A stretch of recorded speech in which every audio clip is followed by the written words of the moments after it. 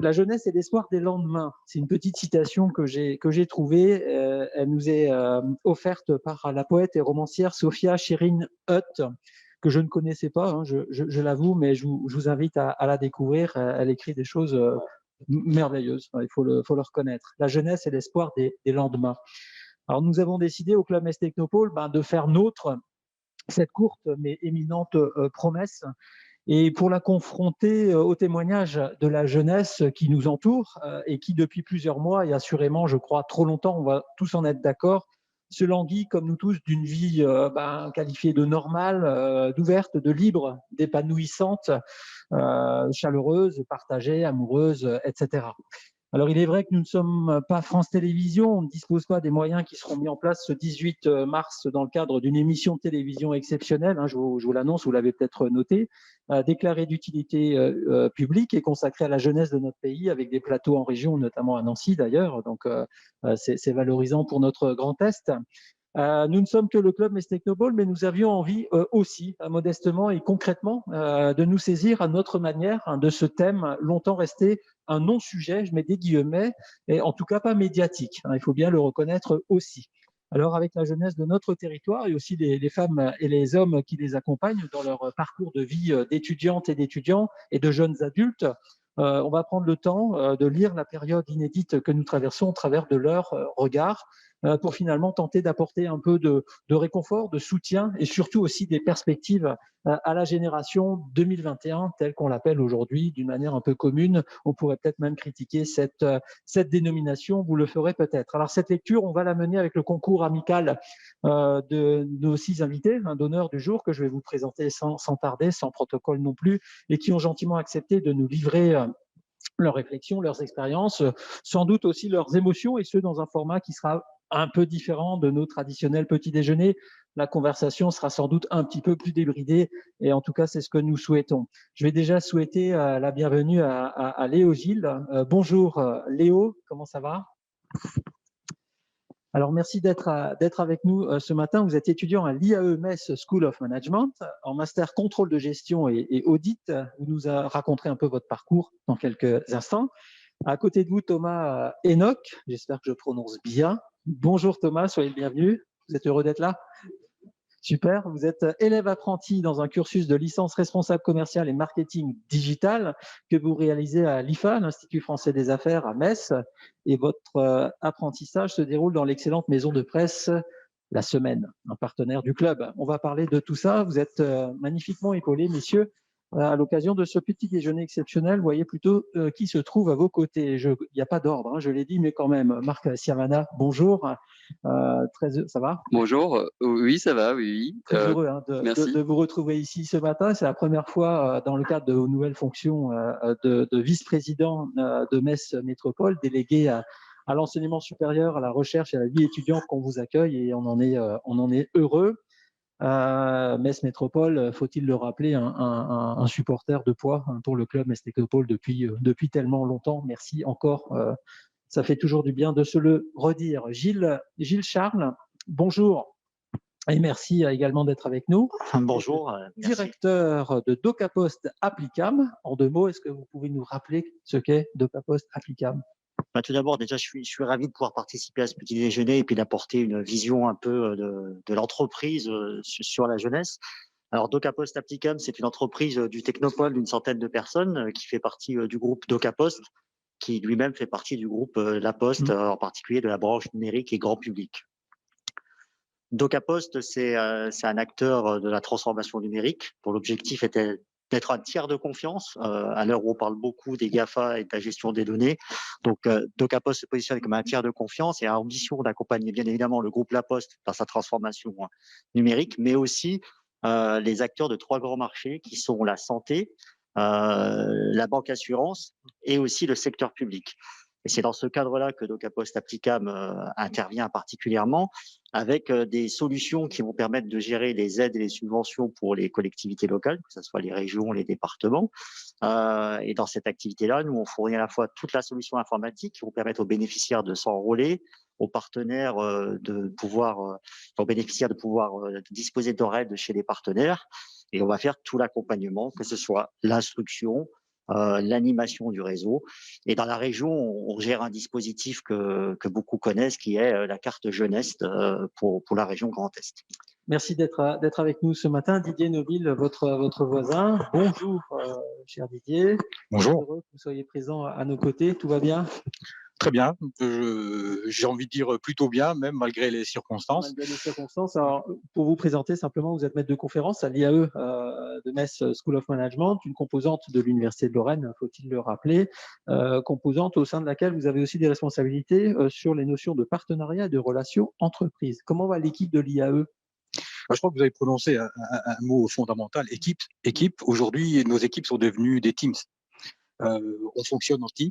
On était une équipe, on était des équipes pédagogiques, on est devenus des teams pédagogiques, on était des équipes de recherche, on est devenus des teams de recherche. Et puis, on avait aussi des équipes administratives, et je tiens à leur rendre hommage parce qu'on les oublie souvent, et qui sont devenues elles aussi des teams, mais on essaye de centrer ces équipes sur nos étudiants. C'est pas toujours facile, ils se sentent parfois abandonnés, mais je voudrais les rassurer et leur dire qu'on fait tout pour leur faciliter l'existence en ces moments un petit peu mouvementés. On va en discuter. Olivier Fourquin, bonjour, c'est un plaisir de vous avoir avec nous. Ça va? Super. Vous êtes chargé de mission délégué à beaucoup d'activités. J'en ai gardé quelques-unes, les principales en tout cas, mais vous me corrigerez. Le développement, la formation professionnelle, l'entrepreneuriat.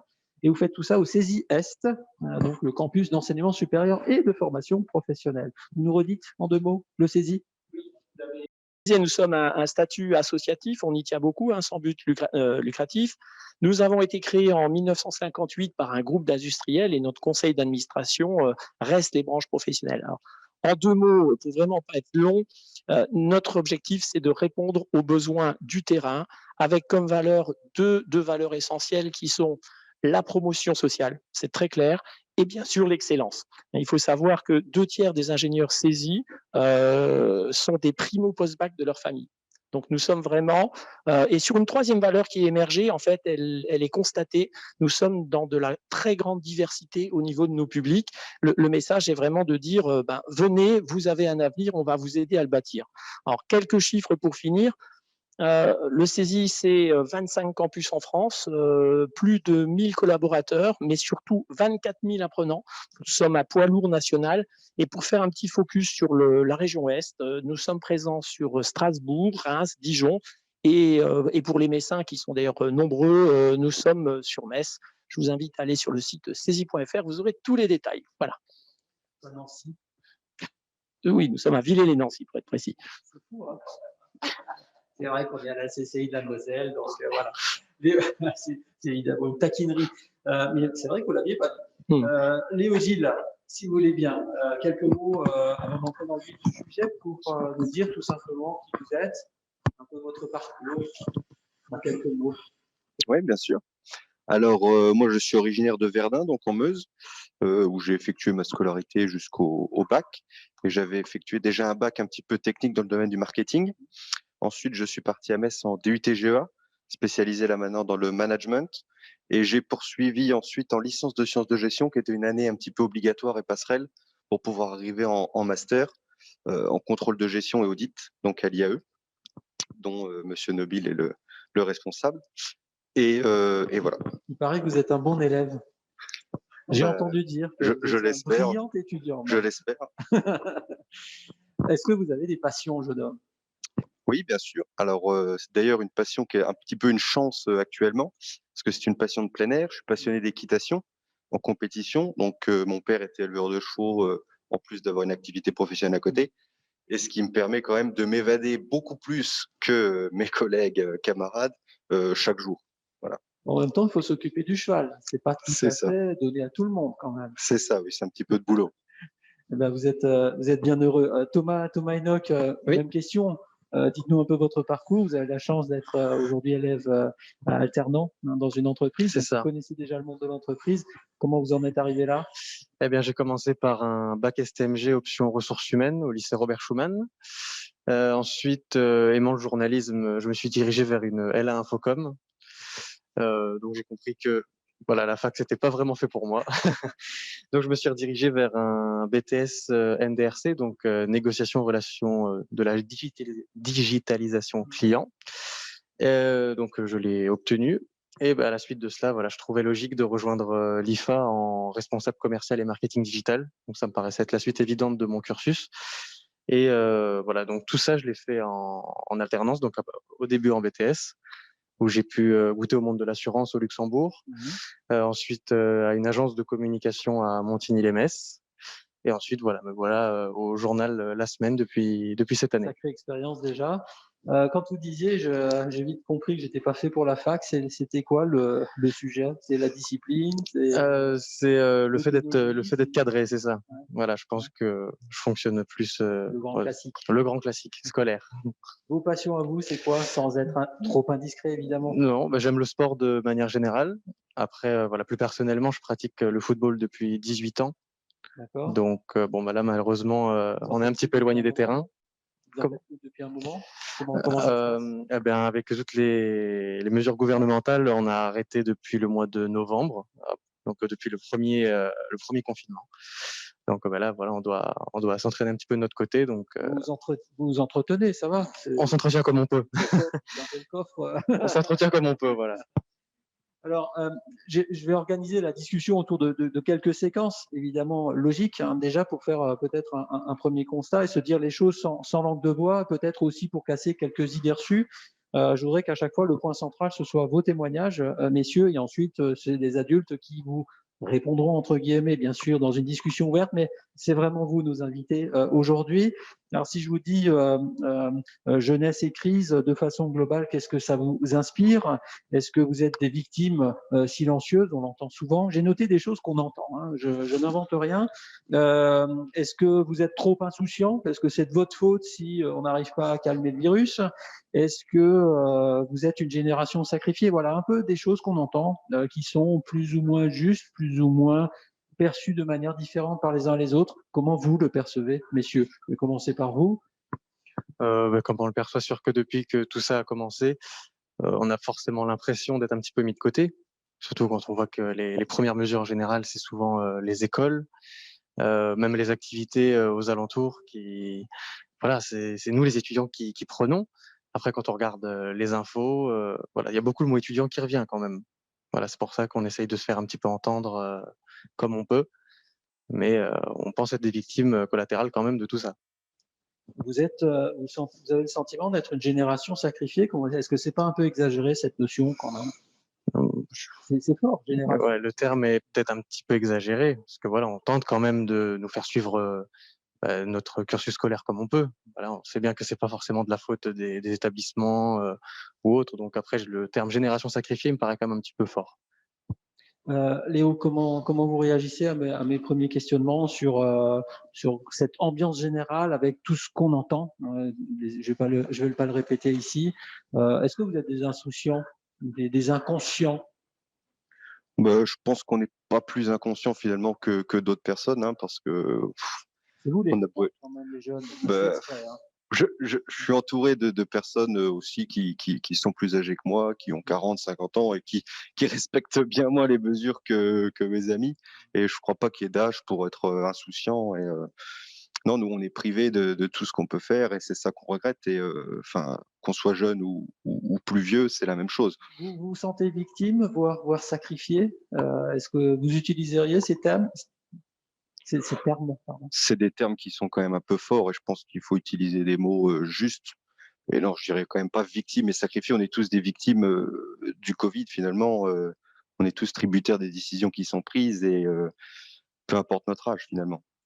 Je vais faire tourner la parole, Marc Siamana, peut-être pour démarrer. Votre réaction par rapport à ça, et bien sûr, en écho surtout à ce que vous entendez de nos deux invités d'honneur aujourd'hui. Alors, tout d'abord, vous remercier pour les témoignages et rappeler que je suis doublement concerné. Premièrement, en tant qu'élu, dans une délégation que je pensais un peu chahutée suite au débat Nancy-Metz, mais que je ne pensais pas chahutée par le questionnement des étudiants sur l'enseignement supérieur et la vie au quotidien, même si je vais y revenir, il y a des sujets qui ne dépassent la crise. Et puis, rappeler aussi que je suis professeur à Centrale Supélec et que moi je pensais aussi que cette rentrée 2021 aurait été normale. Et pour tout vous dire, mes étudiants de spécialisation ingénieur, ceux qui vont sortir sur le marché de l'emploi, je les ai vus pour la dernière fois en octobre. Donc voilà, ça a mis à mal tout un schéma. Et par rapport à ce que vous disiez, j'ai tenu assez rapidement à faire des visioconférences avec des étudiants, notamment des étudiants de l'IFA qui étaient présents et de l'IAE, sans leurs professeurs, sans les directions d'établissement. Et j'ai vite senti qu'il y avait tout d'abord, avant même toute chose, un besoin de partage, de dialogue, parce que les élus et les professeurs jouent un rôle évidemment éducatif par rapport à votre diplôme, mais en fait jouent aussi un rôle dans votre vie quotidienne. Et ça, on l'avait un peu oublié. Les étudiants sont, pour de bonnes raisons, un peu séparés de leur famille, mais c'est pas pour autant que ce sont des adultes tout à fait construits et que donc ils sont inquiets. 7 étudiants sur 10 s'estiment, je pense, tout établissement confondu, en situation de détresse, sont inquiets. Et paradoxalement, on va peut-être y revenir, j'étais un peu surpris sur certains chiffres parce qu'il faut quand même qu'on le dise aux étudiants. Premièrement, leur préoccupation numéro 1, évidemment, dans leurs préoccupations financières tous les jours, c'est le loyer. Le repas est une part importante, mais c'est plus de 50% de votre budget, je pense, est consacré au loyer, d'après les études. Et deuxièmement, le taux de succès, le taux de réussite dans les examens qui se sont achevés en janvier dans beaucoup d'établissements d'université est supérieur aux années précédentes. Alors donc on parle de décrochage. Le décrochage est assez important en formation professionnelle, près de 10% des étudiants. Par contre, on parle, je pense, hier, j'écoutais les chiffres de la CPU, conférence des présidents d'université. Certaines universités sont en train de remonter les taux de succès aux examens du premier semestre avec des taux de réussite qui sont 10 à 15% supérieurs à ce qui se passait avant. Alors, ça veut peut-être dire aussi que notre méthode d'évaluation a changé. Donc, ça veut dire que cette nouvelle génération qui arrivera sur le marché de l'emploi va se trouver aussi dans un schéma où le bac, désormais, le taux de succès au bac est presque anormal, faut dire les choses. Et peut-être avec une génération qui n'a plus de repères non plus sur la façon avec laquelle on va apprécier leurs compétences. Ça ne veut pas dire qu'on a bradé les diplômes, mais ça veut dire que tout l'enseignement est en train de se repenser sur la façon d'évaluer. Voilà, il y a plein de choses qui ont été perturbées. Voilà. Génération sacrifiée. Alors, j'irai pas jusque-là. Je parlerai pas de génération sacrifiée, mais effectivement, le terme perte de repère, j'y souscris entièrement. Je voulais faire témoigner une étudiante, donc une jeune fille. Malheureusement, elle a cours à distance ce matin, donc elle pourrait pas être là. Et j'avais un petit peu discuté avec elle. Et elle, ses pertes de repère, elle me l'expliquait en me disant, vous savez, de ma chambre de CTU, je ne distingue plus le week-end des jours de semaine. Ça, c'est véritablement un élément qui prouve cette perte de repère. Et ces pertes de repère, on les trouve aussi à d'autres niveaux qui sont peut-être un peu plus préoccupants. On a fait les jurys de Master 1. En Master 1, traditionnellement, on n'a pas de décrocheur. C'est-à-dire que nos étudiants, ils sont un petit peu dans un système pyramidal, ils sont au haut de la pyramide et je dirais pas que c'est une formalité de valider le Master 1 et le Master 2, mais presque. Parce que voilà, il y a eu une sélection qui s'est faite, une habitude de travail, des compétences qui sont installées. Et là, dans un effectif de 30 étudiants de Master 1, 30 décrocheurs. 30 étudiants, 3 décrocheurs. C'est des étudiants qui ne se sont pas présentés aux examens ou qui ont rendu un travail qui valait entre 3 et 4. Ça, c'est tout à fait nouveau. Qu'on ait un phénomène de décrochage au niveau des L1, L2, on le sait, on a des collègues qui y travaillent, mais à ce niveau-là, c'était inédit. Et la seconde perte de repère, c'est qu'il y avait une relative facilité, Léo peut en témoigner, pour trouver des stages en Master 2. Très clairement, avec nos voisins luxembourgeois, ils venaient faire leur marché chez nous et fin septembre, on n'avait plus de stagiaires à leur proposer. Aujourd'hui, on est le 17 mars, j'ai encore 4 ou 5 stagiaires, 4 ou 5 étudiants qui n'ont pas de stage, alors que le stage démarre le 5 avril. Donc on a comme ça des équilibres qui sont bouleversés. Et on l'entend aussi, c'est cette question génération sacrifiée. Moi, j'ai des étudiants qui me disent OK, je veux bien faire le job pour les personnes âgées, mais qu'on pense à nous maintenant aussi. Aussi, voilà. Il y a cette empathie par rapport à son environnement, mais en même temps, de cette jeunesse. Alors, je précise quand même, c'est vrai qu'on va beaucoup parler d'étudiants. Quand vous avez la chance de faire des études, la jeunesse, c'est pas que les étudiants. On est tous d'accord. Bon, à un moment donné, on ne peut pas traiter tous les thèmes, donc ne nous en veuillez pas si on parle peut-être de tous les jeunes, de toutes les situations, évidemment. Gilles Charles, votre réaction par rapport à cette jeunesse, vous sentez qu'on l'a un peu abandonné, que parce qu'il y avait tellement de problèmes à régler que finalement on s'est dit c'est peut-être pas le plus grave. Il y a d'abord, pardon, les malades, les vieux, les fragiles. Moi, je pense, enfin, en tout cas, moi, j'irai pas sur le terrain du conflit intergénérationnel Et parce pourtant, aujourd'hui, on sent bien qu'il y a peut-être, moi, je le vois des plutôt. fractures. D'accord. Moi, ce que je vois, c'est qu'à la sortie de cette crise, on aura probablement plus de solidarité. Alors, je m'explique. C'est vrai que dans un premier temps, on a défendu nos aînés en orientant les fonds pour défendre la santé, les protéger. Dans un deuxième temps, on a aussi défendu les actifs, qui vont des jeunes jusqu'aux moins jeunes pour préserver l'emploi. Et je pense que dans un troisième temps, et ça a déjà commencé avec les plans un jeune, une solution, on va effectivement en parler plus tard. Moi, si je reviens sur la jeunesse et la crise, en tout cas vu du monde économique, c'est vrai qu'à chaque crise économique, c'est souvent les jeunes qui en pâtissent. Les entreprises ont moins de visibilité, prennent moins de risques en recruter. Mais cette année, en tout cas avec cette crise actuelle, je pense qu'il y a une vraie différence, c'est que la crise, elle est pas juste économique, elle est sanitaire. Donc la jeunesse, non seulement elle a du mal à se projeter dans l'emploi, mais en plus elle a du mal à se projeter dans sa vie, tout simplement. Donc ça, je pense que ce qui est très marquant et qui doit être probablement très difficile pour les jeunes, c'est cette difficulté à se projeter sur l'avenir.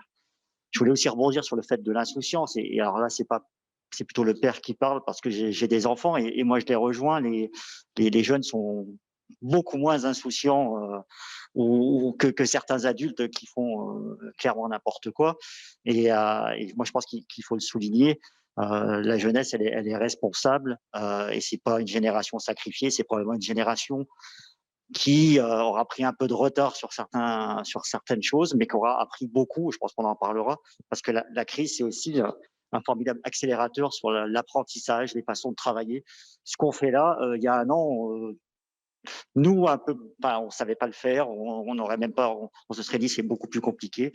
Je pense que cette jeunesse-là, elle aura appris de ça et sera beaucoup plus armée pour la suite. Plus agile encore, Olivier Fourquin, votre réaction par rapport à mon intro un peu brutale peut-être, mais je m'ai fait relever encore une fois ce qu'on entend et ce que vous avez tous entendu des dizaines de fois dans les médias notamment. Alors, génération sacrifiée, effectivement, ça me semble un peu fort. Bon, il y a encore peu dans l'actualité, on parlait de ceux de 14, c'était un autre siècle, donc c'est effectivement pas sur le même plan. Non, ce qui est sûr et certain, c'est que c'est une génération qu'on perçoit comme éparpillée et franchement blessée. Dans notre quotidien, au fonctionnement habituel, nous sommes sur des méthodes pédagogiques qui donnent énormément d'autonomie aux étudiants et la contrepartie, c'est que nous sommes en tutorat en permanence et on connaît nos oies, si c'était l'expression. Cette crise nous a fait toucher du doigt la perte de lien et l'impact énorme que ça pouvait avoir d'avoir tout d'un coup cette rupture de présence. Et donc la consigne qui était émise au national, au régional, mais à laquelle tout le monde a adhéré chez nous, c'était de dire personne d'isolé. Les tuteurs font le job d'appeler chaque étudiant en permanence. Il faut détecter les fameux signaux faibles, c'est-à-dire trouver parmi ceux-ci, ceux qui pourraient passer au pire à un acte malheureux. Et c'est pas du tout virtuel, c'est très concret. Il y a des gens qui cumulent des problèmes financiers, qui cumulent des problèmes psychologiques, familiaux. C'est notre job à nous, d'apprenants, bien sûr, et je l'ai entendu ici, de transmettre du savoir, mais ça va beaucoup plus loin que ça, et plus que jamais, alors ça nous prend un temps fou, il faut être clair, on est sur des horaires qui sont ceux où la personne est disponible, mais l'idée, c'est vraiment de dire ne pas laisser une personne passer à travers les mailles du filet. Alors pour l'instant, ça va, on est toujours dans la crainte d'avoir oublié quelqu'un ou d'être pas à niveau, mais vraiment, c'est une consigne qu'on partage tous. Alors merci pour ce premier tour de table. Je voudrais qu'on aille sur des éléments un peu plus précis pour voir comment, chère jeunesse, vous traversez cette crise. Alors, on n'a pas le temps pour tout dire, donc on va peut-être se focaliser sur un ou deux exemples à chaque fois. Comment vous la traversez, vos réalités quotidiennes, ce serait intéressant qu'on les entende. Moi, je me suis noté quelques thèmes qui dénotent les difficultés, mais aussi des bonnes nouvelles. Sur les difficultés, il y a la notion d'isolement, le manque de lien social, les rencontres impossibles, quasi impossibles, les moyens économiques limités, les situations d'apprentissage dégradées, la maladie et les mauvaises nouvelles un peu permanentes. Je crois que ça nous atteint tous, mais peut-être vous encore plus.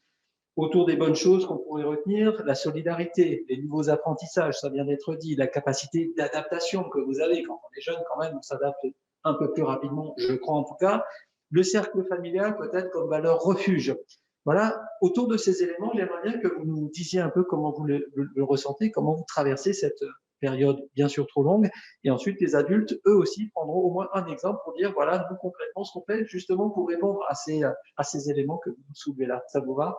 Dites-nous. Et vous pouvez tout dire. On est entre nous. Ça ne sortira pas d'ici. Je vais commencer du coup. La réalité des choses, c'est que les semaines, au final, elles vont vite. Enfin, ça peut paraître long, mais notre journée, au final, on va travailler et il va arriver les coups de 18h et notre journée, elle est déjà terminée, quoi. C'est métro, boulot et dodo, c'est tout. C'est tout ce qu'on fait, donc c'est ça, on répète ça tous les jours. Après, le week-end, forcément, c'est là qu'on profite un petit peu pour respirer un petit peu. Alors, comment vous profitez, comment vous respirez? Ça commence à m'intéresser. Alors, c'est simple, on va voir des amis. Après, les quelques structures qui restent ouvertes, on tente d'en profiter quand même, parce que voilà, on sait bien que les centres commerciaux de plus de 20 000 mètres carrés, c'est fermé. Donc voilà, on tente de prendre l'air vraiment comme on peut, quoi. On se tente de diversifier un petit peu les activités, mais il y en a plus énormément. Donc tout ce qu'on fait, c'est. Est-ce que vous écoutez les infos, par exemple? Oui. Est-ce que vous croyez ce qu'on vous dit? À force, on a mal au crâne quand même avec tout ça. Parce que ce soit par exemple BFM, TF1 ou autre, on allume la télé, c'est toujours le même sujet. Bon, après, je sais bien que c'est le sujet actuel, mais à un moment donné, voilà, si on peut voir d'autres choses, juste voir un petit peu d'autres choses. Parce que là, ça commence à faire un an non-stop, que dès qu'on met une chaîne d'information, c'est toujours les mêmes nouvelles, des décès, des. Et du coup, ces choses-là, vous arrivez à les partager? J'ai parlé de la famille, par exemple, vos amis, vous en parlez? Ou est-ce que c'est quelque chose dont on se dit, allez, j'en fais abstraction parce que j'en ai pas. Comment vous le percevez, vous? Compliqué de faire abstraction de ça, en vrai, parce que c'est le thème récurrent qui arrive tous les jours dans nos têtes. Donc forcément, c'est le principal sujet de conversation le soir quand on mange. Dès qu'on a quelque chose à se dire, voilà, on va parler de nos journées hautes. Un étudiant qui mange. Ah oui, important. Arrête de sourire un peu. Oui, mais bien sûr, ouais. Mais non, c'est le thème qui revient constamment. Et puis même, on n'a pas vraiment le choix, quoi. C'est des choses qui peuvent toucher notre famille, notre entourage. Donc voilà, on est à la moindre information, c'est quelque chose qu'on va transmettre en famille. Vous vous sentez isolé de temps en temps ou pas? On a l'impression que vous avez quand même l'air bien dans vos baskets. Ça va plutôt pas mal. Objectivement, vous pouvez me dire non, mais j'ai la chance d'être encore au foyer familial. Donc voilà, je me sens pas vraiment impacté par la solitude ou autre, parce que sûr quand bien du coup non d'être entouré, d'être voilà. C'est sûr.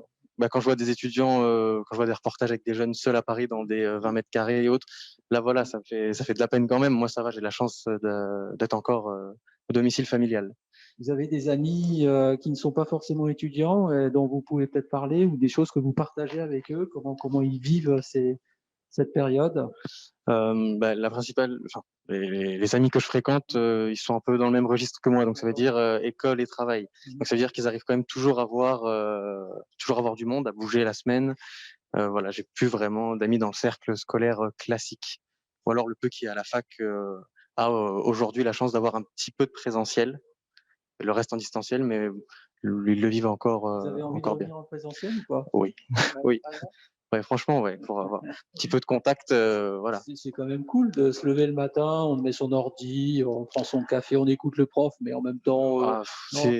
Au tout début, je pensais ça. Franchement, mais là aujourd'hui, l'école me manque. Je pensais jamais dire ça un jour, mais l'école me manque. Voilà, donc j'ai envie de revoir des professeurs, avoir un contact, faire des projets en groupe, quelque chose de voilà. Léo, comment vous souhaitez réagir à tout ça? Quelles sont vos expériences de votre propre parcours dans cette période? Comment vous la vivez? Comment vous la gérez? Comment vous la gérez avec vos amis, votre entourage? Dites-nous un peu. Moi, j'ai la chance, encore une fois, d'avoir un mode de vie qui me permet de supporter, on va dire, assez bien tout ça. Mais donc, je vais essayer de parler par contre plutôt un peu au nom de gens que je connais, qui sont avec moi en classe, etc., et qui eux n'ont pas la chance d'avoir des passions qui sont encore possibles aujourd'hui, qui sont par exemple originaires du Maroc, d'Algérie, qui sont venus faire leurs études ici et qui se retrouvent seuls. On a eu quand même très peu de cours cette année en présentiel, donc qui n'ont pas eu le temps de tisser le lien social avec des personnes d'ici et qui se retrouvent bien souvent dans des résidences universitaires de 18 mètres carrés, tout seuls. 18 mètres carrés dans une résidence universitaire. On a connu. Oui, pire.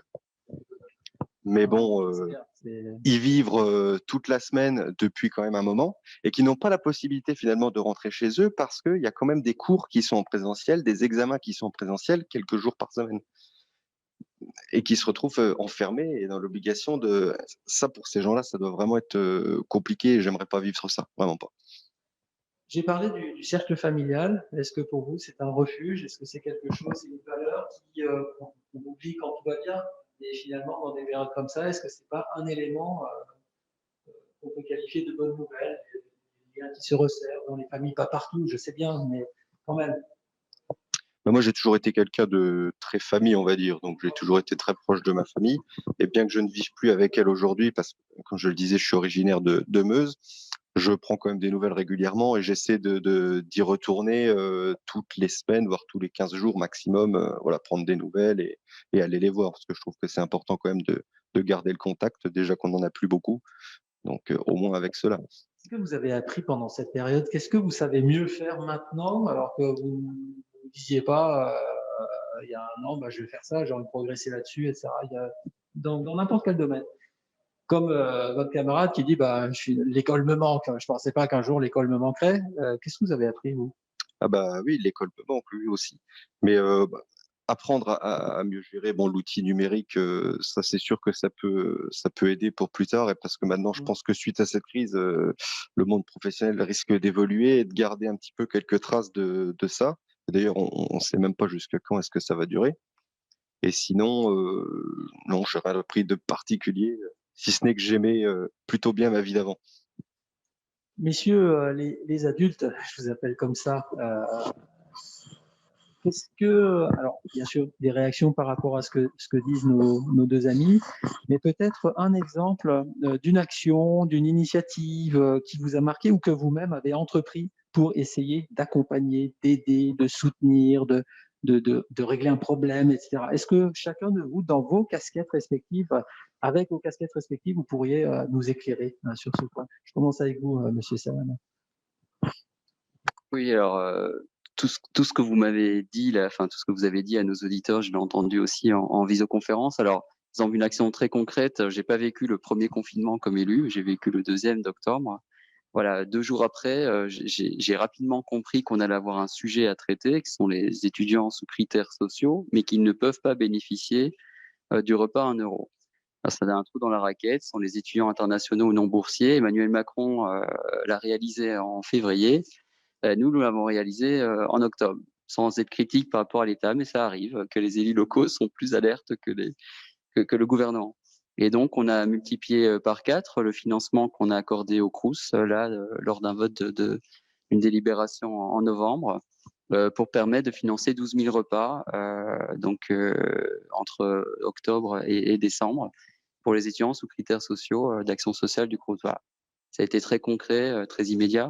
Et juste pour vous donner une info un peu en scoop à vos auditeurs, donc on va signer avec l'Association des villes universitaires de France, donc mes homologues des autres métropoles, un courrier à la ministre Madame Vidal pour demander le retour en présentiel à 50% dans les universités et la vaccination prioritaire de ces 2 600 000 étudiants et du personnel enseignant-chercheur, sachant qu'il faut quand même relativiser pour les gens.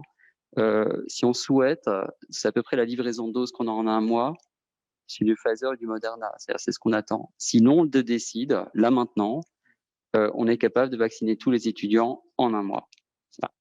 Première dose, et puis en 2 mois, deuxième injection. Ça, c'est une volonté politique. On le fait pas. Voilà, c'est ce qu'on va demander. Merci, c'est très concret. Didier Noville, réaction aussi par rapport au témoignage de notre jeunesse, et puis vous aussi un exemple concret. d'une opération qui vous a marqué ou que vous-même entreprenez? Alors, avant même de parler d'actions concrètes, je pense qu'il y a aussi un état d'esprit. Ce que j'essaie de développer, c'est une disponibilité tournée vers mes étudiants. Par exemple, faire cours à distance, il y a plusieurs conceptions. Il y a des collègues, je ne citerai pas de nom, et chacun est libre de ses pratiques pédagogiques, mais qui utilisent le cours à distance comme des boîtes à lettres où on poste des choses. Moi, quand je fais cours à distance, je fais cours, mais je parle à un écran. Mais je suis là. La disponibilité, je pense que c'est le seul lien social qu'on peut encore garder, et ça me paraît important. Alors, c'est vrai que c'est pas agréable parce que on est sursollicité quand même, non? Vous ne sentez pas? pas vraiment. De dimension négative dans ce que je dis. Il y a une augmentation des sollicitations. Pas forcément. Alors, c'est vrai qu'il y a des grands moments de solitude, parce que sous couvert, on va dire, de problèmes de fracture numérique, les étudiants coupent leur micro et leur caméra. Donc, vous parlez à un écran noir, mais il faut passer au-dessus de ça et se dire, voilà, c'est ma mission, je maintiens ce lien. Donc ça, c'est pour l'état d'esprit. Après, on essaye d'être en contact avec les mails. Bon, c'est vrai qu'on répond pas, on répond jamais, comment dire, trop rapidement pour les étudiants, même si on répond au bout d'un jour, c'est déjà trop tard. Mais on essaye de maintenir aussi cette disponibilité-là. Et puis après, faut savoir que en dehors de ma casquette d'enseignant-chercheur, je suis aussi élu dans ma commune et c'est vrai que la jeunesse ne se limite pas aux étudiants et donc on a décidé de participer à une opération régionale avec un forum numérique d'embauche et de recrutement qui aura lieu le 21 avril. Et là, on essaie de travailler. On a à Romba, pour ne pas citer la commune dans laquelle je suis élu, un point jeunesse avec des relais, on essaie de travailler sur les jobs d'été. C'est important parce que ça, on n'en a pas parlé, mais on a énormément d'étudiants qui, pour financer leurs études, ont des jobs d'été, jobs d'été ou jobs étudiants.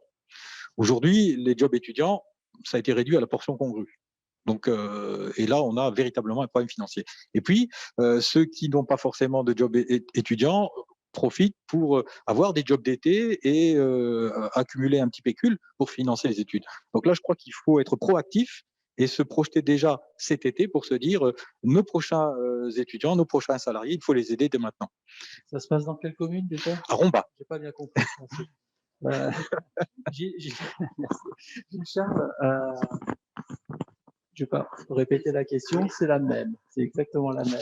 Non, très concrètement, je sais que vous faites plein de choses. Votre entreprise a justement l'état d'esprit pour voir comment aider, accompagner, accueillir la jeunesse. Je crois que vous avez envie d'en parler.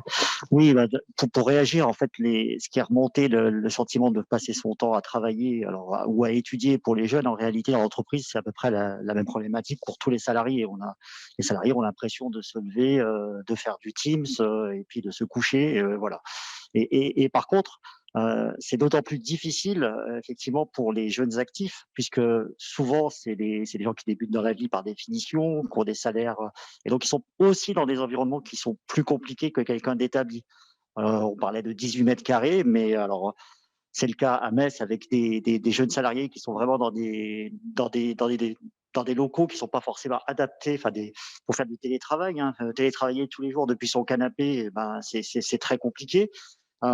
Donc pour ces gens-là, nous, au-delà de maintenir du lien social, c'est-à-dire que tout ce que vous faites, essayez d'appeler les gens tous les jours, de faire en sorte de maintenir ce lien qui existe dans une entreprise. Et une entreprise, on ne fait pas que travailler, il y a quand même aussi tout un aspect social d'échange. On a très rapidement, alors quand ça a été autorisé bien évidemment par les recommandations sanitaires, on a autorisé les gens à revenir au moins une journée par semaine. On les a invités et c'est vrai que ça a été une respiration. Moi, les gens viennent plutôt le mardi et le jeudi et ils sont effectivement très contents. Et quand ils ne peuvent pas venir, c'est vraiment la déception de la semaine. Donc ça, c'est un premier axe. Et des actions un peu concrètes qu'on peut faire à notre niveau. Et pour revenir sur les étudiants, plutôt côté stage, on va dire, si sur le premier confinement, on a réagi comme toutes les entreprises, on a bêtement appuyé sur le bouton, on s'est tous arrêtés et on s'est demandé ce qui allait nous arriver. Donc typiquement, moi j'avais un jeune stagiaire, il est arrivé le lundi 16 mars, je crois. Donc moi, on m'a dit, mais qu'est-ce qu'on fait? C'était quelqu'un, qu'est-ce qu'on fait? Je lui dis, écoute, on arrête son stage, Et après, quand on a pris un peu de réflexion, on a conclu quand même que c'était un peu idiot comme, comme réflexion, mais c'était, je pense, à l'époque, la décision que tout le monde prenait. Et donc, on a aussi acté le fait que malgré la crise, on prenait des stagiaires. Donc cette personne-là est revenue. C'est quelqu'un du CESI qui est en apprentissage chez nous désormais, et ça se passe très bien. Il a fallu par contre s'adapter sur l'intégration, parce qu'intégrer une personne, d'autant plus un stagiaire ou un jeune salarié à distance, c'est quand même très difficile, mais c'est quelque chose que la crise nous aura appris. Mais c'est finalement une belle histoire. Oui, pour lui et pour nous, parce que ça se passe vraiment très très bien. Collectivement.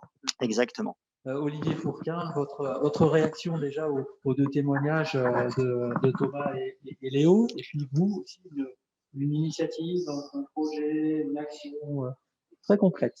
Merci. Oui, alors ce que j'entends est très significatif et très représentatif de ce que l'on veut entendre chez tous nos étudiants. Je pense que c'est une idée qu'on partage autour de cette table ronde. Alors, en termes d'initiative, il y en a eu beaucoup parce qu'on est sur du cas par cas. Clairement, ça a été la journée pizza où on va acheter quelque chose et puis on répartit les parts dans les salles, en respectant évidemment la réglementation et les gestes barrières. Mais physiquement, faire venir des gens qui ne sont pas sortis de leurs 12 ou 18 mètres carrés depuis 15 jours, c'est énorme. C'est vraiment redonner un brin de soleil. Mais moi, ce qui m'a fait le plus réagir, et c'est vraiment l'initiative que je voudrais mettre en avant, c'est cette phrase que j'ai adorée: je ne pensais pas jamais pouvoir dire cette phrase, j'ai envie d'aller à l'école. Eh bien, de la même manière, je peux vous dire que nos étudiants ont été très satisfaits de recevoir des cours de soutien spécifiques en soirée. Les personnes qui sont un petit peu en décrochage d'habitude chez nous, on le détecte, c'est très classique sur les cours de langue, notamment le TOEIC n'est pas facile à atteindre pour un diplôme d'ingénieur. Et on a toute une panel de choses à disposition, et puis on sent bien que le problème, c'est la personne qui freine des quatre sabots. Faut pas se leurrer, c'est quand même là le problème. Eh bien là, on est dans tout l'inverse. Ils sont demandeurs et contents d'avoir des cours plus ou moins particuliers. Tout ça, c'est de la diagonale. Et nous, on est aussi très satisfaits de voir que le paradoxe, c'est que par ce biais de la pandémie, eh bien, la relation prof évolue, et on est vraiment dans du partenariat comme on l'aime l'avoir. Voilà. Donc c'est ce que je retiendrai parmi toutes les actions qui est la plus étrange et la plus significative. Je profite de la présence de notre président. C'est vrai qu'en général, je ne le fais pas trop intervenir dans les débats, c'est un peu la règle, mais je voudrais quand même que vous disiez quelques mots, parce que je sais que vous avez beaucoup d'empathie aussi par rapport à cette jeunesse, mais que parfois aussi, il y a des trucs qui vous énervent. Alors, lâchez-vous maintenant, président. Non. Je crois que j'ai trouvé que les étudiants avaient une excellente réaction quand il minimisait effectivement le mot de génération sacrifiée, parce qu'effectivement, on peut trouver d'exemples de générations réellement sacrifiées, c'était d'un autre ordre de grandeur. D'ailleurs, je signale tout simplement que ma génération, nous avions tout simplement le service militaire. C'est-à-dire qu'on savait d'avance que pendant 1 an, on n'allait pas faire grand-chose. Et effectivement, est-ce que d'ailleurs ne rien faire pendant 1 an était une forme de formation? Parce qu'il faut reconnaître que ça, effectivement, ça a certains effets. Moi, j'ai fait des choses à l'armée, président. Oui. Voilà. Moi aussi. J'ai fait la marine nationale et j'ai été enseignant. Alors j'ai quand même essayé de capitaliser au mieux ce temps entre guillemets qui à l'époque paraissait un peu disons perdu. Voilà. Et qui venait couper un peu les études. Voilà. C'était une simple incidence, un simple exemple. Parler de la personne qui a quitté le club il y a quelques temps, mais pour qui il y a une bonne nouvelle. Oui, effectivement. Nous avions effectivement, c'est ça, on a pris l'habitude avec Coralie au service, au club, de prendre un service civique, parce que c'est vraiment une expérience intéressante. Donc, on en est déjà à notre troisième, je sais plus, troisième, oui. Donc, Pauline, c'était la dernière en date. Elle nous a quittés il y a à peine 15 jours, et elle a trouvé, mais je dirais le lundi suivant son départ, un poste, d'ailleurs près d'ici, à Wapi, hein, dans une agence de photographie. Donc, excellent poste de responsable de la com, donc tout à fait dans ses cordes. Et donc là, on était vraiment content et on peut dire que elle a eu d'une certaine façon une certaine chance, hein, puisque nous, le club, on s'est adapté, on s'est adapté à tous les niveaux. On le constate bien aujourd'hui. On a vraiment essayé de s'adapter à la situation qui est vraiment pas facile, pas facile. Et je dois dire que moi qui suis, puisque tu me donnes la parole, franchement, moi qui suis très peu sensible généralement à l'environnement, au climat. Hein. On dit souvent, les gens disent il fait pas beau, tiens, j'ai pas le moral. Non, généralement ça ne m'atteint pas. Pas grand chose ne m'atteigne de ce type. Et ben là, franchement, je dois dire que là, j'en ai marre. J'en ai marre parce que on sent vraiment, on sait pas. On a envie de voir le bout du tunnel. Hein. Et je pense que je me dis que si moi j'en ai marre, il y a vraiment, vraiment des gens qui doivent en avoir bien plus marre que moi. Ouais. L'idée de l'intervention que je voulais là, c'était aussi pour dire bravo à Pauline Kremfer, hein, puisque c'est d'elle dont on a parlé. Et c'est aussi ce travail qu'on a réalisé en équipe, alors souvent à distance, mais parfois aussi en présentiel, et qui nous permet d'être aujourd'hui techniquement plutôt au point, à vous d'en juger, mais pour faire des petits déjeuners, parce que sinon on le faisait jamais, tout simplement. Voilà. Donc il y a eu aussi à un moment donné cette mobilisation en disant je prends ce projet en main, c'est venu de la jeunesse, c'est pas nous. Bien sûr, on avait envie, mais en même temps on voyait bien les limites. Heureusement qu'on avait ce support-là. Et elles ont trouvé des solutions. C'était gagnant-gagnant. Elle ne pouvait pas être là ce matin, donc pensez pour Pauline qu'on remercie. Moi, j'aimerais qu'on aille un peu sur les conséquences aussi de cette crise, si vous voulez bien, ou plutôt des crises qu'on est en train de traverser. Je me suis noté l'insertion professionnelle, la santé mentale, et c'est vrai que c'est quand même un sujet. Les conflits intergénérationnels, on ne voulait pas y rentrer, mais on sent quand même des choses, vous me direz. La crise économique, la dette qu'on est en train de creuser, c'est vous qui allez payer pour nous. Le temps perdu qui ne se rattrape pas, voilà, je me suis noté. Alors, c'est pas sympa, mais voilà, les conséquences, elles sont peut-être là. Il y a peut-être aussi des conséquences heureuses, je l'espère. On parlera aussi de perspectives, bien sûr. Qui souhaite réagir d'abord? Est-ce que c'est Thomas ou est-ce que c'est Léo? Alors, on se fait des politesses, ça va. Donc, on est entre gens de très bonne composition. Allez, Léo. Moi, la première difficulté, enfin, en tout cas, ce qui m'inquiète un petit peu, c'est l'insertion professionnelle. Alors, par chance, j'ai réussi à trouver un stage, mais j'ai quand même pas mal de collègues qui n'en ont pas trouvé, alors que, comme disait M. Nobile tout à l'heure, habituellement, c'était très rapidement bouclé. Tout le monde avait un stage. Et ensuite, la deuxième chose, c'est on a un petit peu peur d'être un petit peu catalogué comme la génération diplôme Covid, c'est-à-dire d'avoir obtenu un diplôme à distance avec des résultats qui restent finalement à peu près aussi bons, en tout cas en Master 2, mais est-ce que c'est pas aussi parce qu'on a baissé le niveau et que du coup on va se retrouver avec des diplômes qui auront un niveau un petit peu moindre? Est-ce que ça, les entreprises vont nous en tenir rigueur? On ne sait pas, parce que le bac a quand même été donné l'année dernière. Voilà, tout ça, on ne sait pas trop. Après, vous parliez de la dette, bon, ça ne nous préoccupe pas trop. De toute façon, avant ça, elle était déjà. Un peu moins, c'est ça. Voilà. Et puis de toute façon, elle sera. En même temps, je comprends. Vous savez, même. On est plus à ça. Et ce qui est quand même étonnant, c'est qu'on était quand même déjà très endettés, soi-disant sans ressources. Et là, il y a des milliards de milliards qui sont balancés, je ne veux pas dire chaque jour, mais presque, qui sortent. Des fois, on ne sait pas trop d'où. Mais bon, mais c'est une bonne nouvelle. C'est un autre sujet. Ça oui, permet de tant mieux. Beaucoup de choses. Tant mieux, heureusement, oui, oui. Mais bon.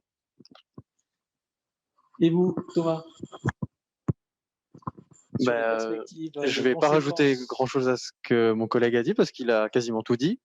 Le fond de ma pensée. Il y a quelque chose qui vous angoisse particulièrement sur les conséquences Ce qui m'inquiétait au tout départ quand la crise est arrivée, c'était le fait comment trouver un stage maintenant. Maintenant que toutes les entreprises sont en train de fermer, maintenant qu'il n'y a plus d'argent nulle part, même les restaurateurs ou autres. Enfin, après, ça dépend des domaines. Hein, voilà, je pensais que ça allait être très compliqué. Bon, après, l'État a donné une aide à chaque entreprise.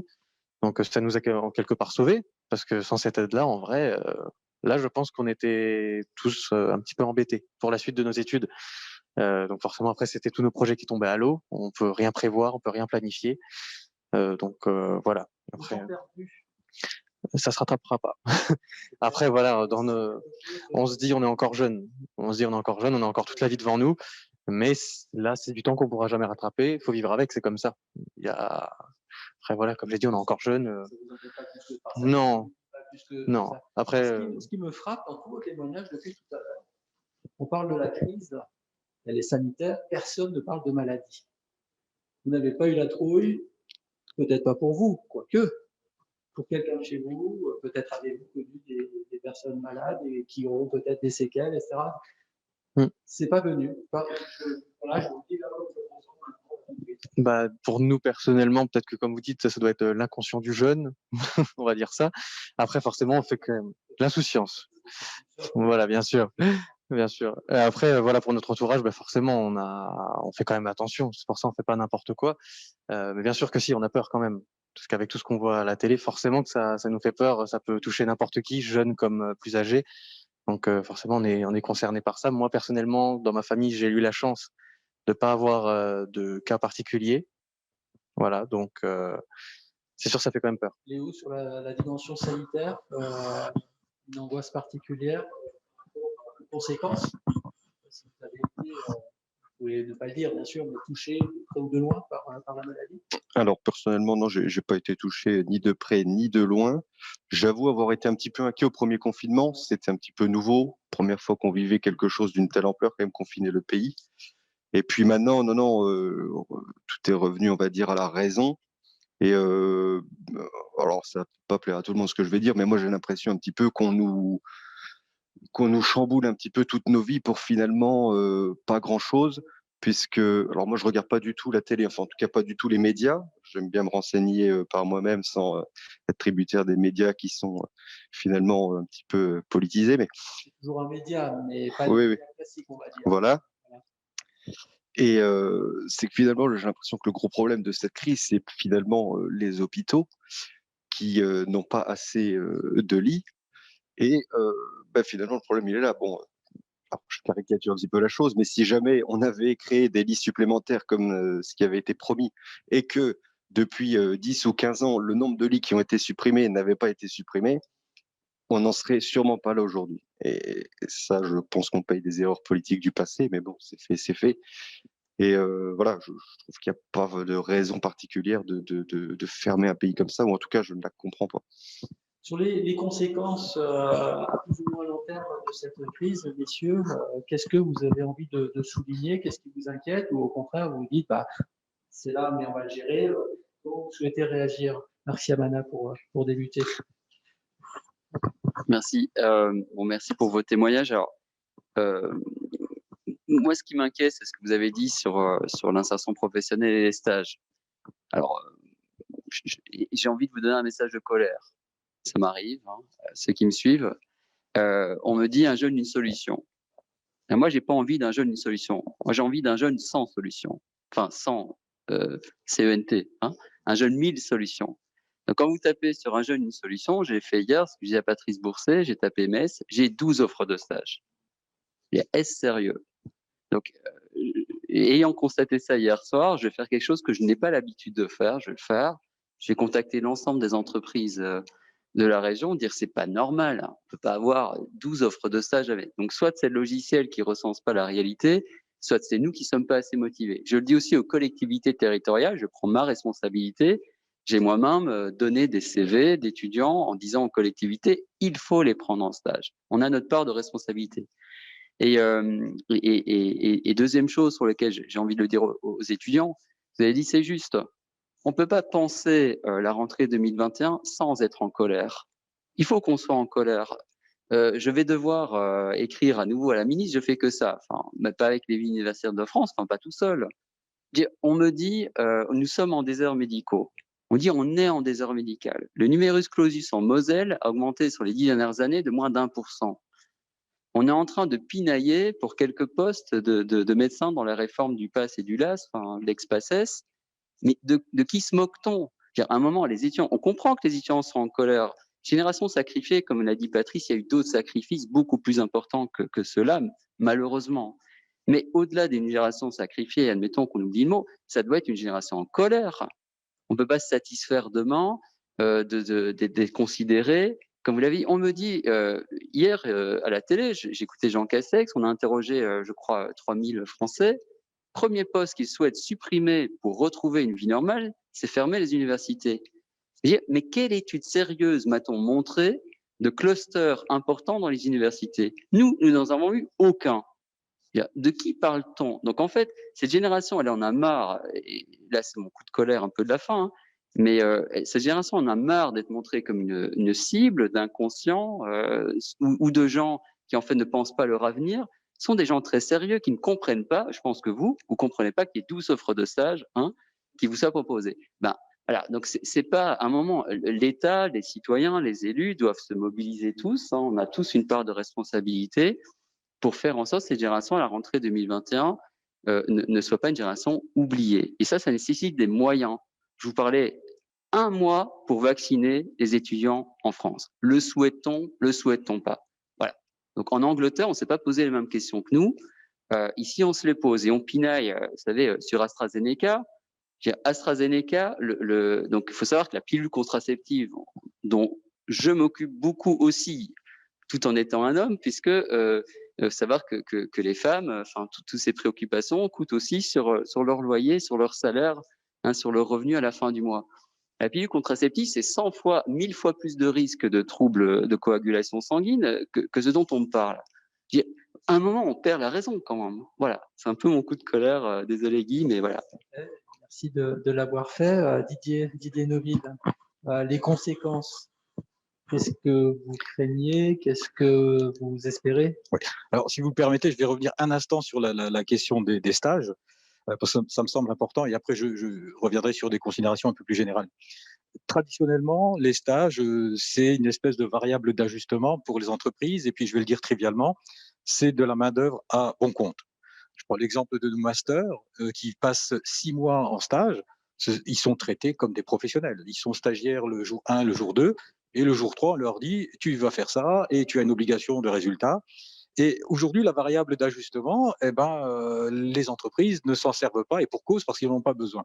Et donc ça, j'ai envie de dire, il y a un comportement opportuniste des entreprises qui est assez discutable. Et ça, je voulais le souligner. Là, mais on ne va pas généraliser quand même. Non, mais il faut un peu critique.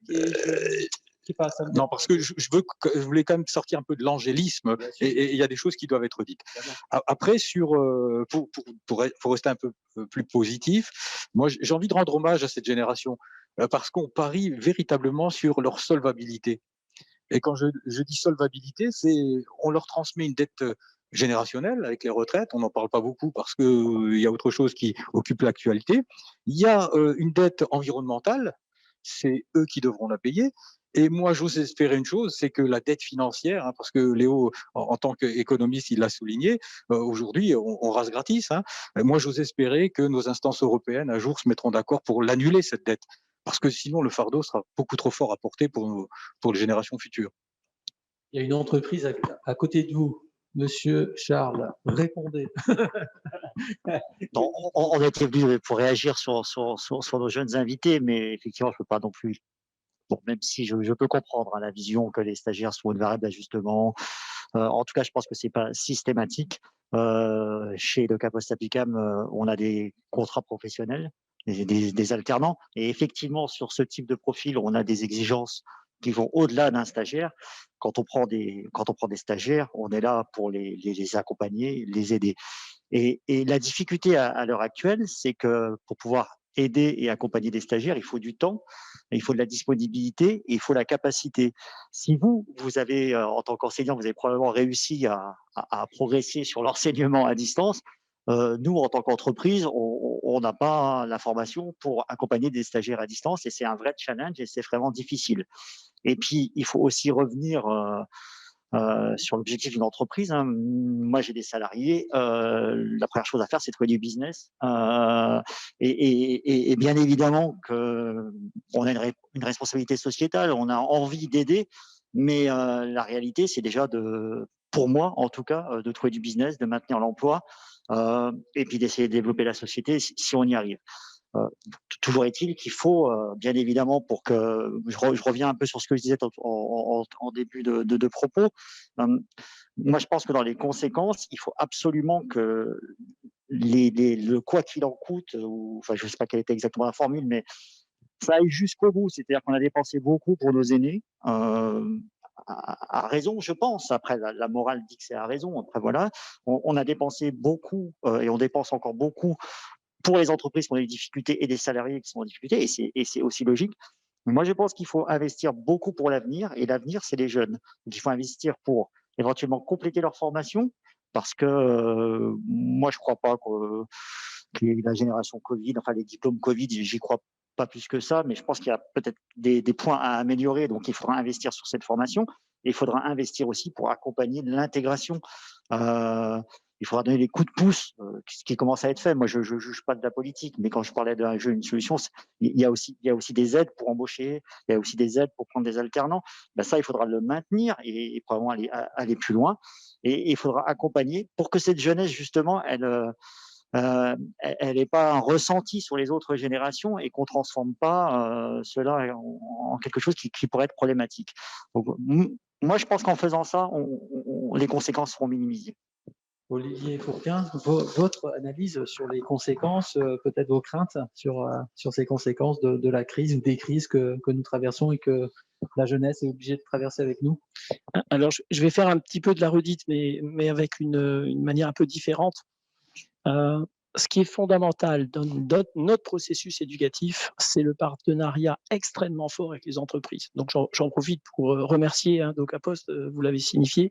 Et effectivement, vous n'êtes pas le seul dans ce cas, mais on a été très contents de vos réactions, de gens qui étaient des stagiaires et qu'on a vu maintenir. On s'est battu pour, mais c'est vraiment la bonne attitude. Et je le tiens à souligner. Moi, ma réponse là-dessus, le pire qui puisse nous arriver, c'est d'avoir des apprenants qui se retrouvent en dehors, qui se retrouvent hors sol, en fait.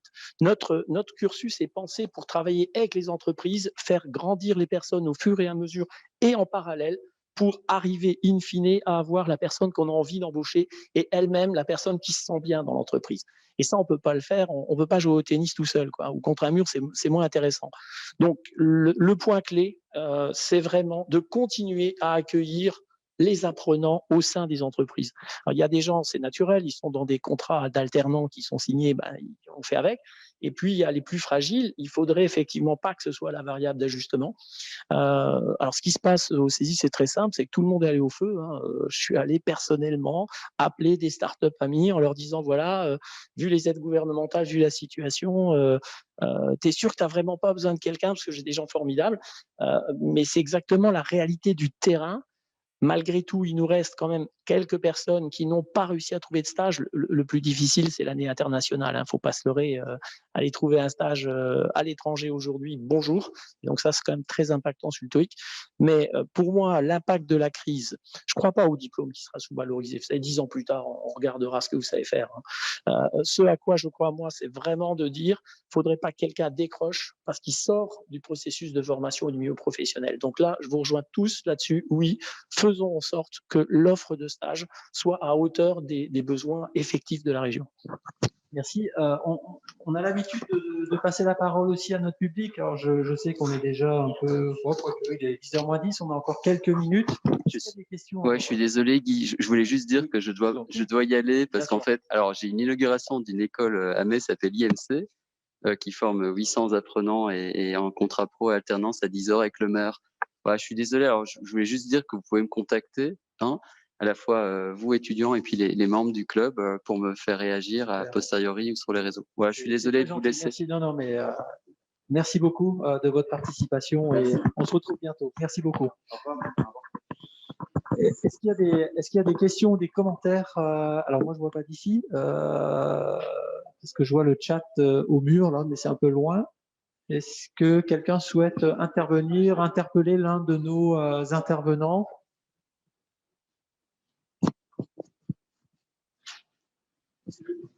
Oui, moi je veux bien intervenir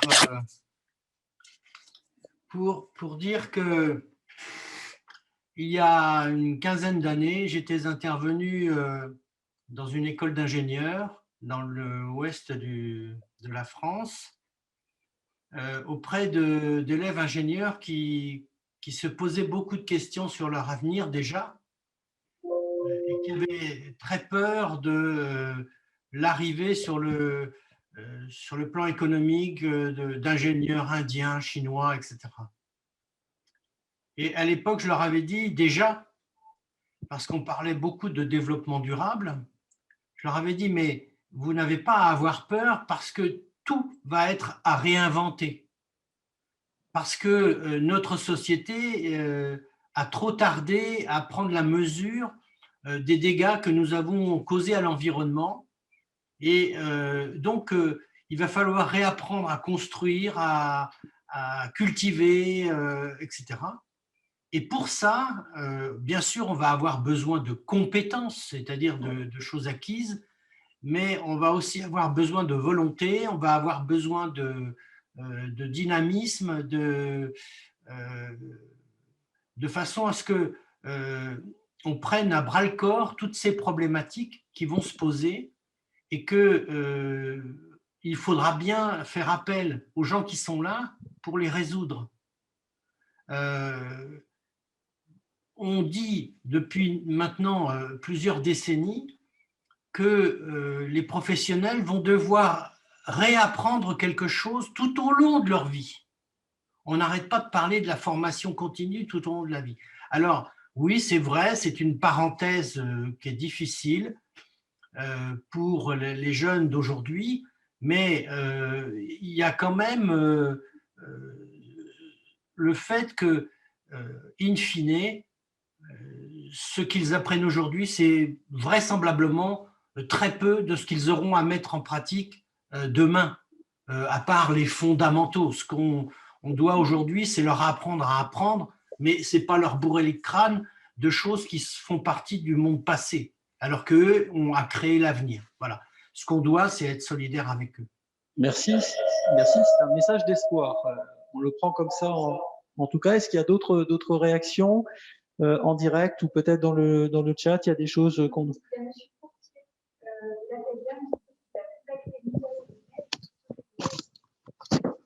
On a M. Courtier de la Païdam qui nous disait qu'en janvier, il avait contacté l'IAEMS pour proposer de l'aide aux étudiants, justement, qui seraient en précarité, notamment à travers la possibilité de proposer des CDD. Il dit que, bien évidemment, l'offre est toujours valable. Il n'avait pas amélioré. J'en ai pas été destinataire.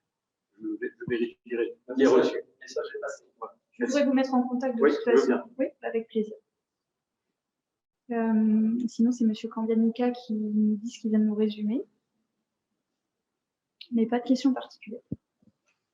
Merci Élodie. Est-ce que quelqu'un d'autre souhaite intervenir? C'est vrai que c'est toujours un peu difficile à distance de distinguer les mains qui se lèvent. Il n'y en a pas qui se lèvent. Je voudrais qu'on aille sur un dernier tour de table rapide, finalement, sur vos espérances, vos espoirs, et ce que vous allez faire, vous, pour réaliser, les concrétiser, ces espoirs. Je commence par vous. On a tous un rôle à jouer, finalement, jeunes ou moins jeunes.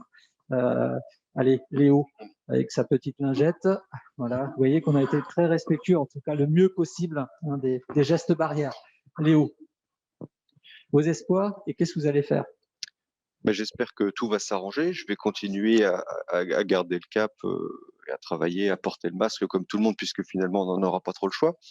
Et puis non, je pense qu'il faut faire abstraction de ça, essayer de poursuivre une vie normale, de faire carrière dans une entreprise et de positiver, de voir le bon côté des choses. On a réussi à trouver un stage, peut-être un emploi derrière, et il va falloir montrer de quoi on est capable et continuer à avancer. Je crois que c'est ça qu'il faut faire finalement. Vous avez juste envie d'en découdre, quoi. Hein. Allez, on y va, quoi. Oui, c'est ça, avancer dans la vie, coûte que coûte. Je veux dire, c'est vrai que je lisais un petit peu le chat, et c'est vrai que nous, c'est le Covid, il y en a d'autres, c'était la guerre.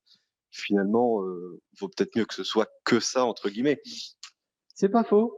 Thomas, qu'est-ce que vous en dites? Même chose, il faut se dire que c'est temporaire et dans tous les cas, il faut bien avancer. Parce que si on n'avance pas, voilà, on risque pas d'aller très très loin. Donc voilà, même si on a des projets, on va essayer de les concrétiser tant bien que mal, avec ce qui nous tombe dessus assez régulièrement. Et voilà, hein, on va poursuivre. Le foot. Comment? On continue le foot, bien sûr. Ah bah oui, quand même. On va continuer. Là, ouais, c'est sur la PlayStation en ce moment. Hein, c'est pas en vrai. Didier Neuville. Oui, alors je pense que ce que nous apprendra cette crise, et on en est conscient dès maintenant, et ça a été vrai à chaque fois que l'humanité a traversé des difficultés, c'est la résilience. C'est ce qui caractérise, je pense, le genre humain. Et moi, en guise de conclusion, je voudrais citer Churchill, qui disait là où le pessimiste voit des difficultés dans l'opportunité, eh bien, l'optimiste voit des opportunités dans la difficulté.